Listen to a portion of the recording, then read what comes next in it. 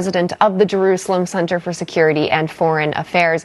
Dan Diker, welcome in, Mr. Diker. We appreciate it. So tracking this now, Israel launching some fresh strikes against Beirut this morning.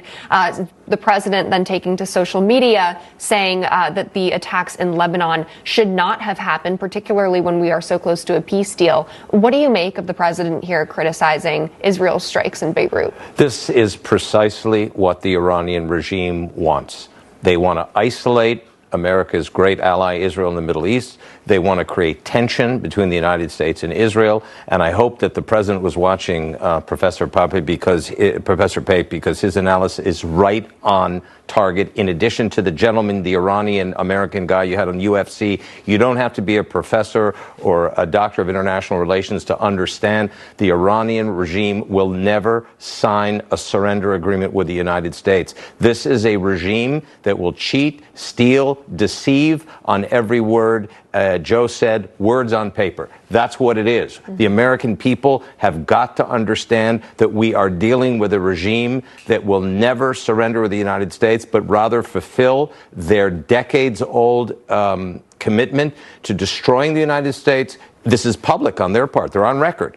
The West and Israel. And what they've done here is to try to tie Israel's hands by creating this tension between President Trump and Prime Minister Netanyahu, and treating the Hezbollah, which is an Iranian terror proxy, sort of as equitably as they have treated Israel. Now, Israel will have to act alone because 1/3 of its 10 million people are under direct ballistic threat from the Iranian regime. And that's what the Iranian regime wants right now. Isolate Israel while negotiating with Trump. The forever war is becoming the forever negotiations with an Iranian regime. Well, I think to that point, right, and with all due respect to the professor, right, you listen to President Obama acting as if somehow the Iranian nuclear deal that he put in place worked. It did not work. It did not work at all. It made the world a more dangerous place. And you know why, Joe? Because the only thing that the President Obama succeeded, perhaps for a period, is on keeping uranium levels low. But it didn't even talk about terror proxies,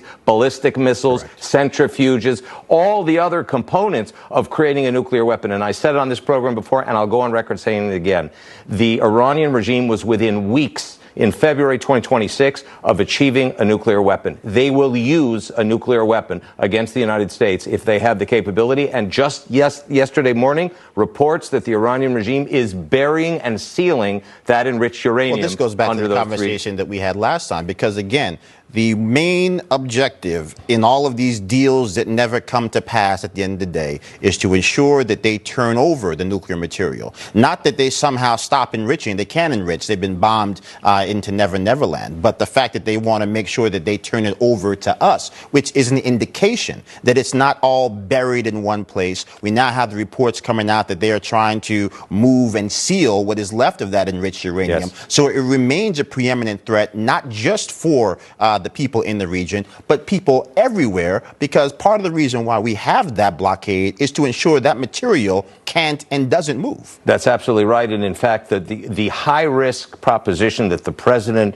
has engaged now, Joe, is to relieve the major leverage point the United States has, which is control, which is blockage of the Straits of Hormuz. Once you release that, then revenue begins to flow into this murderous regime, and that's when you give them a lifeline that is really, really prohibitive for them to have, because the president really succeeded almost to bring the regime to its knees, and I fear at this particular moment that they're allowing them to get up from the floor onto their knees. We hope that they're not going to get onto their feet. I do have faith that the president, the last thing he wants to be is a sucker, and he has said that, and I think that the president will return to combat operations if he sees that the Iranian regime, the Islamic Republic, continues to lie to him and to deceive him, and you can bet on it that they will.